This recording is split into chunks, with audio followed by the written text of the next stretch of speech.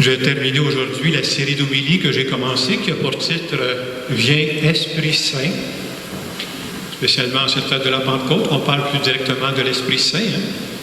Au cours des dernières semaines, je fais un petit résumé. On a vu que l'Esprit Saint est toujours prêt à nous inspirer, à nous guider. Spécialement, il y a des moments spéciaux où on peut demander l'Esprit Saint quand on fait face à des situations nouvelles. Il y en a-tu des situations comme ça, là? Je dis, hey, ça m'est jamais arrivé, ça. Je n'ai jamais pensé à ça, là, mais il faut que je réponde, voilà, là. Ou encore des situations imprévues. On se disait, puis je vous ai même partagé que moi, j'ai été des années, je ne priais pas trop l'Esprit Saint, je priais Jésus, Dieu, mais l'Esprit Saint, je l'oubliais. Et on peut se demander, mais comment faire pour que l'Esprit Saint soit plus présent dans nos vies? Puis Jésus a répondu très clairement à ça. Il a dit, bien, mon Père donnera l'Esprit Saint à tous ceux qui le lui demandent. Ça coûte combien? C'est gratuit. Il s'agit de le demander. Alors, la première chose qu'on a à faire, c'est de demander l'Esprit Saint, dire « Viens, Esprit Saint ». Et j'aime ajouter que quand on demande à l'Esprit Saint, ne demandez pas à l'Esprit Saint « Viens en général ». C'est pas ça, là. Viens, Esprit Saint, dans telle situation précise de ma vie que je suis mal pris, là, je ne sais pas quoi faire. Viens, Esprit Saint. Il ne faut pas se gêner de redemander l'Esprit Saint. Le demander souvent pourquoi ça montre qu'on y tient vraiment. Et vous savez, quand on demande l'Esprit Saint, je ne demande pas un caprice, là. Je dis, Seigneur, fais-moi gagner le million. C'est un caprice, je n'ai pas besoin de ça, là. Mais j'ai besoin de l'Esprit Saint, par exemple. Et quand on regarde les actes des apôtres, eux autres, ce qu'ils faisaient, là, c'est qu'ils référaient à l'Esprit Saint régulièrement, à chaque fois qu'ils rencontraient une difficulté. Un autre aspect qu'on a vu sur l'Esprit Saint qui est très important, qu'est-ce qui fait de spécial dans une vie l'Esprit Saint? L'Esprit Saint, une de ses spécialités, là, c'est qu'il nous donne l'audace d'oser. Une audace que si j'étais tout seul, là, je ne ferais pas ça. Il nous donne le courage d'oser dans certaines circonstances. Et c'est bon de se rappeler là, que vivre dans la foi, il n'y a pas de foi sans risque. Si je veux que tout soit bien prévu dans ma vie, tout bien organisé, je n'ai pas besoin de Dieu, je suis en train de l'organiser. La foi, c'est risquer sa vie. C'est risquer qu'il y a quelqu'un qui veille sur nous. Et on voit ça dans la vie des apôtres, là. Comment ça a changé leur vie à partir du moment où l'Esprit Saint est rentré dans leur vie. On a juste à penser à Saint-Pierre, entre autres. Saint-Pierre, c'est tellement frappant. Là. Moi, quand je pense à Saint-Pierre, là, je pense aux annonces qu'on voyait anciennement dans les journaux. Ils voulaient nous vendre un produit pour maigrir. Là. Ils mettaient une photo avant, puis après. Tu as perdu 50 livres. C'est plus long que ça dans la vraie vie. Là. Mais en tout cas, Saint-Pierre, c'est ce qui est arrivé. Lui. Avant de recevoir l'Esprit Saint, là, il était peureux au max, ce gars-là. On le voit pendant la Passion, hein, il va se cacher. Il ne veut pas voir personne, il a peur à sa peau. Puis à partir du moment où l'Esprit Saint va rentrer dans sa vie, il devient brave. Il va aller sur la place publique. Vous savez que Saint-Pierre, le premier pape, c'était pas un gars instruit, celui-là. Il était pêcheur de métier. Il va se mettre à parler devant des grandes foules. Là, puis il va parler ouvertement que Jésus est ressuscité. Puis on va dire, arrête, tais-toi, on va te faire mettre en prison. Il lâche pas. Pierre, à partir du moment où l'Esprit Saint est rentré dans sa vie, il y avait une cause qui tenait tellement à cœur qu'il était prêt à risquer sa vie. Vous savez, le danger qui nous guette, nous autres, on est rendu 2000 ans plus tard, là. 2000 ans plus tard, peut-être que notre Esprit Saint il est rendu tranquille. Et pourtant, l'Esprit Saint il est aussi en forme qu'il était il y a 2000 ans. Là. Le grand danger qui nous guette, je vous le dirais, je ne vous connais pas tous personnellement, là, mais d'après moi, dans notre groupe, il n'y a pas grand monde qui pense à faire un meurtre à soir. Il n'y a pas grand monde qui pense à aller voler une banque à soir. Je n'ai pas peur de ça. C'est pas ça notre danger nous autres. C'est quoi notre danger nous autres? C'est de nous contenter d'une vie correcte. Quand j'étais jeune, ma mère elle nous appelait, qu'est-ce que vous faites? Fais rien de mal! Non, mais j'aimerais que tu fasses du bien, par exemple. Être chrétien, c'est pas juste de dire je fais rien de mal. Là. Est-ce que je suis prêt à risquer ma vie, à oser? Et souvent, là, on se contente des petits rêves à notre niveau. Ah, dans quelques années, moi, je vais prendre ma retraite. Ouais. Ah, peut-être dans 2 ans, si ça va bien, je vais faire un voyage en Floride. Ouais. C'est pas des mauvais rêves. Mais Dieu a des rêves beaucoup plus grands pour nous, là, hey, Dieu rêve à beaucoup plus que ça, là. Et pour réaliser les rêves de Dieu, là, il faut avoir l'audace d'oser. Il faut avoir l'audace de risquer. Puis chacun de cette façon-là. Et c'est bon d'identifier de temps en temps dans ma vie, chacun peut se poser la question, dans ma vie, voilà là, pourquoi ou pour qui je suis prêt à risquer ma vie, à la donner. Et il n'y a pas personne qui peut répondre à votre place. Laissez pas personne répondre à votre place, là. Je suis la seule personne qui peut répondre pour moi. Et c'est important de le savoir, hein. Puis quand je vois davantage le rêve de Dieu, là, ça va m'emmener à risquer. Ça va m'emmener à avoir de l'audace d'oser. On a absolument besoin de l'Esprit Saint. Pourquoi? Je vais vous le dire pourquoi. C'est assez évident, c'est surprenant ce que je vais vous dire, mais c'est vrai, là. Quand c'est le rêve de Dieu sur nous, là, par exemple, le rêve de Dieu sur moi, je ne suis pas capable de le faire. C'est un bon signe. Pourquoi Dieu fait ça? Dieu, je dis, je ne veux pas que ce soit ta game à toi, genre, je veux que ce soit mon rêve. Alors, si c'est mon rêve, tu n'es pas capable de le faire, alors tu vas être obligé de me demander de l'aide. Puis moi, ce que je vais faire, je vais te donner des forces que tu ne pensais pas avoir. En plus, là, dans ta vie, je vais faire apparaître des personnes qui vont t'aider. Puis ce que je vous dis là, ce n'est pas de la théorie, là. Même à mon âge, très jeune, j'ai connu ça dans ma vie, là. Des gens qui arrivent dans ta vie, tu te dis, aïe, ils ont des talents que je n'avais pas, et grâce à ça, on peut aller de l'avant.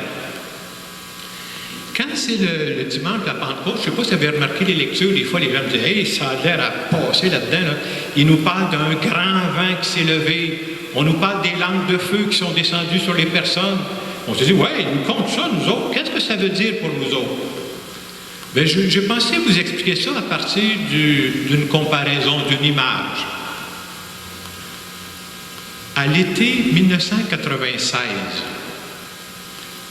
il y a eu à Chicoutimi, qu'on appelle Saguenay aujourd'hui, il y a eu le déluge. Peut-être qu'il y en a qui se rappellent des images de ça, là.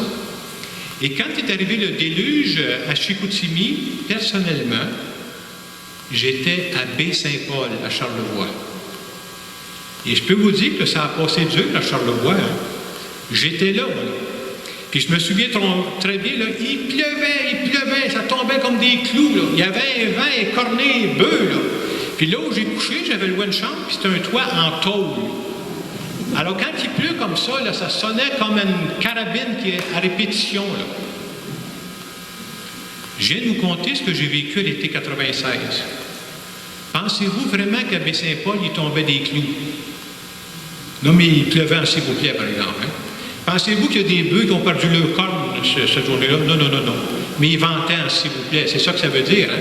Je suis en train de vous dire que ça a passé très fort à Baie-Saint-Paul aussi, cette période-là.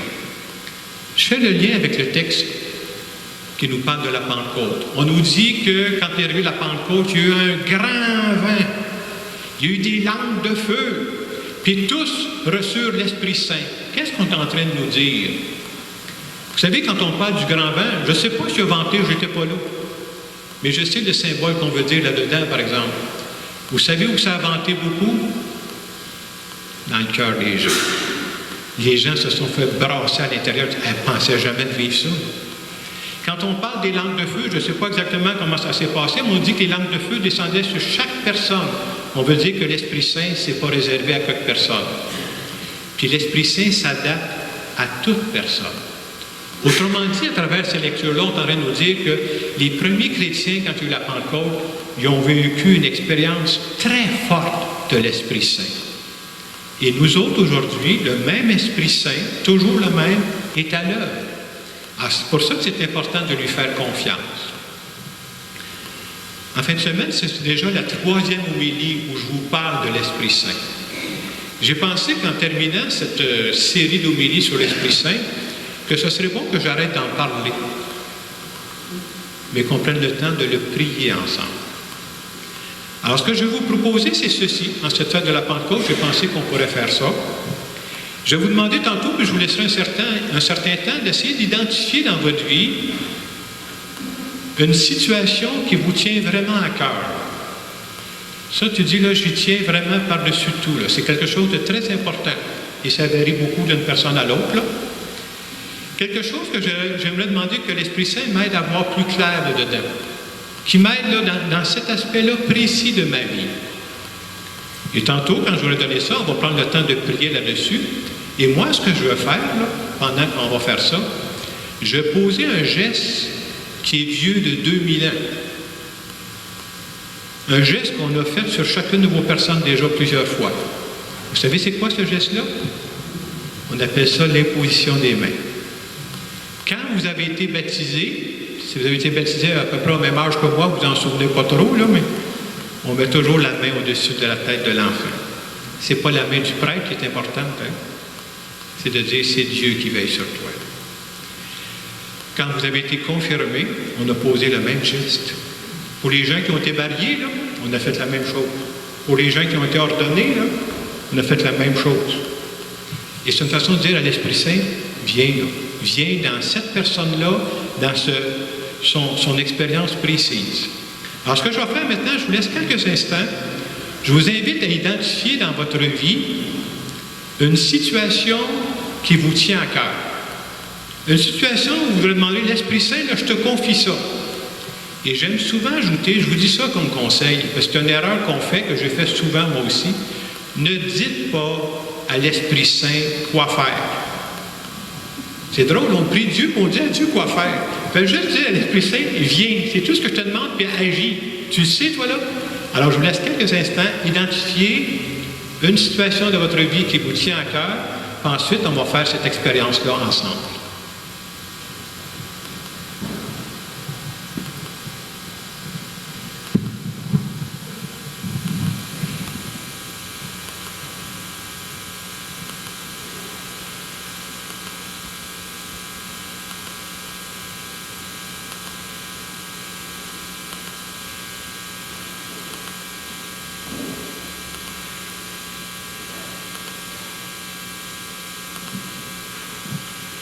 Je vais vous inviter à vous lever.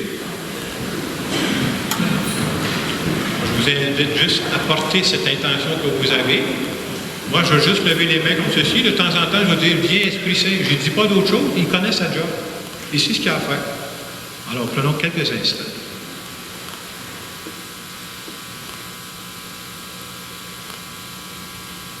Viens Esprit Saint.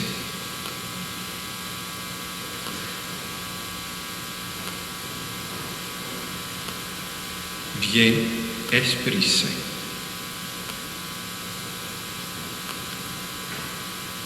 Viens, Esprit Saint.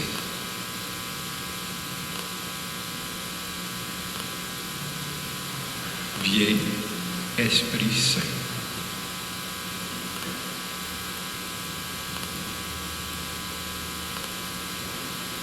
Je vous invite à vous asseoir.